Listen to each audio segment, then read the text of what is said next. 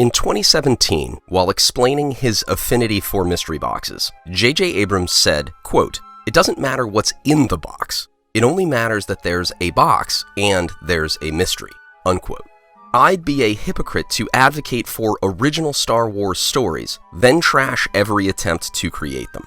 However, in the style of J.J. Abrams, few productions can succeed. I enjoy suspense, but afterward I appreciate answers.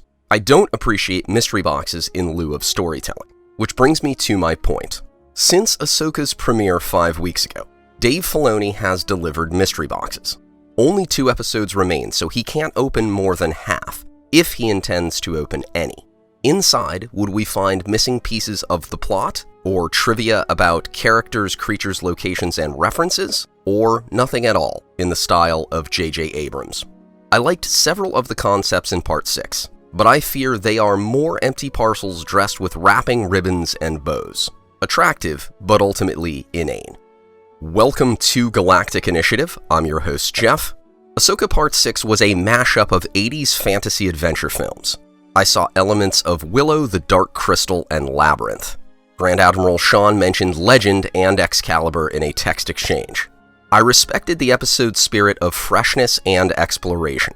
We didn't need another galaxy to capture that spirit. The existing galaxy is largely unknown to us as viewers. But away we flew to Peridea, a graveyard and/or migratory destination for Purrgil, aka space whales, and the ancestral home of the Dathomiri, aka the Night Sisters. Thus, the episode's conveniences began. Peridea was an accommodating one-stop shop for those on Morgan Elsbeth's Ring of Power. It produced the Night Sisters, Thrawn, and Ezra Bridger in 30 minutes.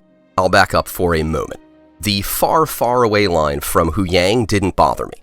I didn't put my hands in the air and cheer, but I didn't curse and throw my remote control. It was a clever nod to Luke Starkiller, as taken from the Journal of the Whills. R2 and 3PO recorded the events of 2 trilogies. Why not use Huyang for the same purpose? His age and experiences were appropriate. With Elsbeth's arrival, the Great Mothers summoned Thrawn. At least their presence explained Elsbeth's earlier claim. The Night Sisters used their shadow magic with a C and a K to place a long-distance call. The planet's giant open-mouthed statues and its rocky cliffs and valleys appealed to me. It inspired a sense of awe with a hint of menace. The Night Sisters smelled a Jedi. Sabine. Smelled her. Okay. They once rode space whales between galaxies. Okay. Thrawn arrived in the rotting Chimera with his rotting stormtroopers. The context of decay was fascinating.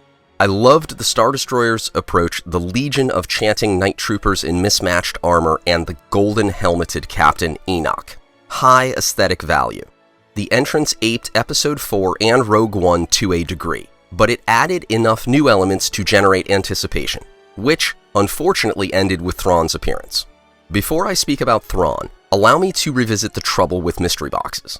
All well and good to convey degradation with missing armor plates, chipped paint, gold patches, and crimson ribbons.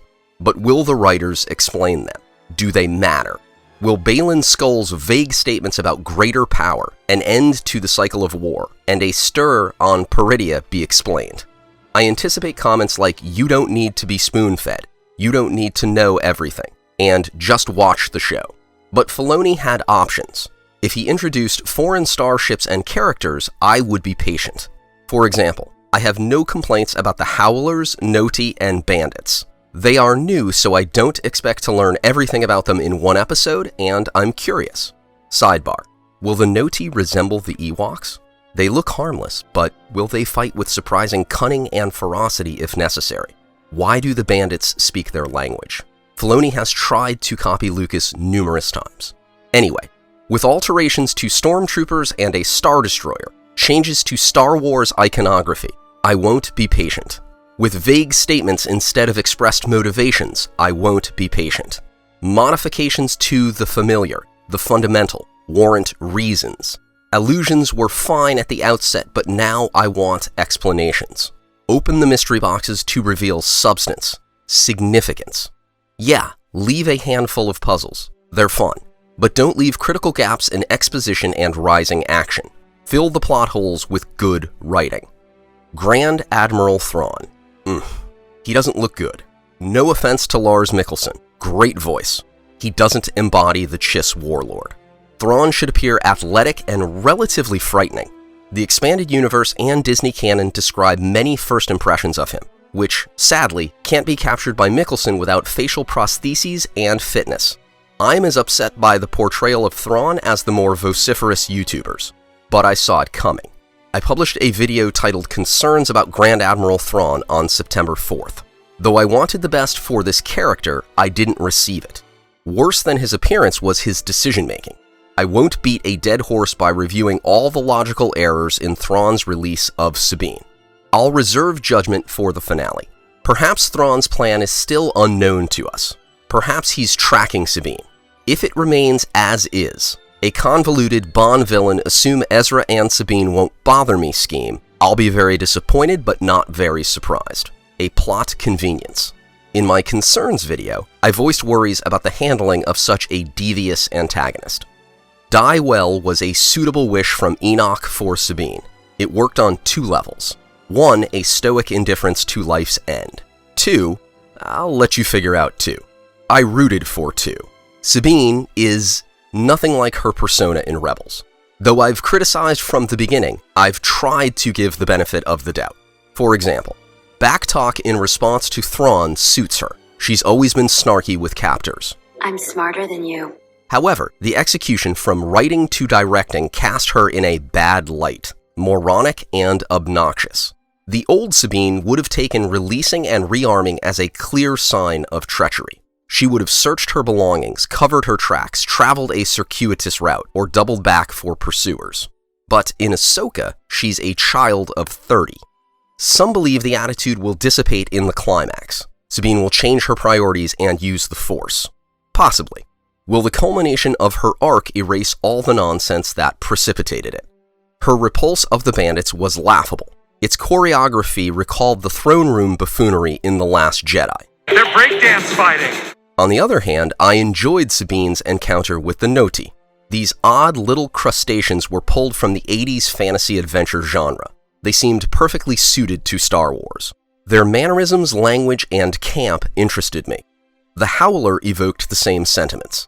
Despite Lucasfilm's rough digital effects, the animal was a high point. Compliments to the designers of both creatures. They added wonder and humor to the episode. I'll forgive the plot contrivance of Ezra at the Noti camp, but the Jedi necklace was too obvious. Why not surprise viewers with Ezra when Sabine entered the camp? Wouldn't their reunion pack a heavier emotional punch that way? The necklace diminished the fulfillment of Sabine's quest by stealing degrees of tension and happiness from the subsequent meeting. We expected Ezra. Speaking of, the actor is charismatic. His appearance and performance fit the role. I look forward to his part in the story. Finally, a list of mystery box questions.